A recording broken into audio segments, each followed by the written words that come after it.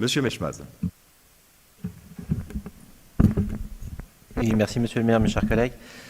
Ma première question, j'en aurai deux. Ma première question concerne les tarifs de la cantine et contrairement à ce qu'on pourrait penser, ce n'est pas un sujet qui concerne qu'une partie des usagers de la ville. En fait, il y a de très nombreux clodoaldiens qui sont sensibles au sujet des familles et du soutien aux familles. En septembre 2024, nous avons observé une augmentation significative de 12% des tarifs de cantines scolaires, impactant directement les familles de notre ville, notamment celles pour qui ce service est indispensable en raison notamment de contraintes professionnelles. Cette hausse touche principalement les ménages dont les deux parents travaillent et augmente proportionnellement avec le nombre d'enfants par foyer. Je pense également aux familles monoparentales qui sont touchées également. Afin de comprendre cette augmentation et d'envisager des mesures de soutien possibles, je souhaiterais obtenir des éclaircissements sur les deux points suivants. Le premier point concerne l'évolution des coûts. Pourriez-vous préciser pourquoi et comment le prix brut d'un repas, tel que facturé par le prestataire Sogeres avant la subvention et les ajustements, a évolué entre l'ancienne et la nouvelle tarification? Le deuxième point concerne les subventions municipales. Quelle a été l'évolution de la subvention accordée par la ville par repas avant application du taux d'effort sur la même période? Il est crucial de soutenir nos familles. Je suis convaincu que notre solidarité peut et doit s'exprimer, surtout dans ce contexte difficile pour les ménages et la natalité. Il en va de l'intérêt général et je vous remercie pour votre éclairage pour aider les parents de Saint-Cloud à comprendre et à faire face. Merci, Monsieur Mechmaz. Monsieur Gruber. Merci, Monsieur le maire.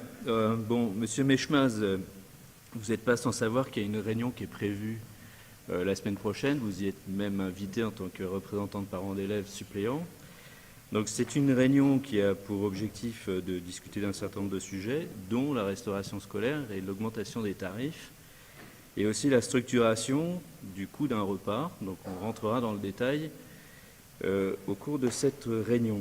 Bon, plus dans le détail là tout de suite, sachez que le coût d'un repas payé à la société Sogeres suite à l'application de la formule de révision de prix qui est prévue au contrat de la DSP est passé depuis septembre 2024 à 7,64 € pour un élève de maternelle et 7,88 € pour un élève d'élémentaire.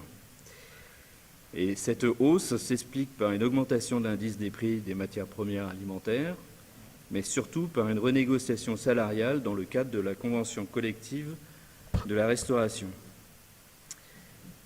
Quant à la nécessité du soutien financier par la ville que vous avez abordé, donc soutien financier aux familles, rassurez-vous sur ce point, la ville contribue abondamment au financement du coût de la restauration scolaire par une compensation des tarifs de près de 1 million d'euros pour le budget 2024, soit précisément 992 026 pour être précis, ce qui diminue d'autant la part des familles.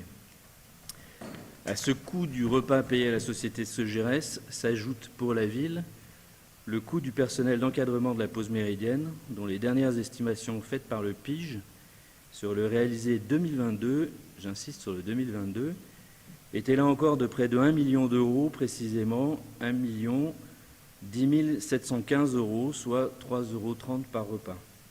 C'est donc un montant de plus de 2 millions que la ville dépensera pour la restauration scolaire en 2024.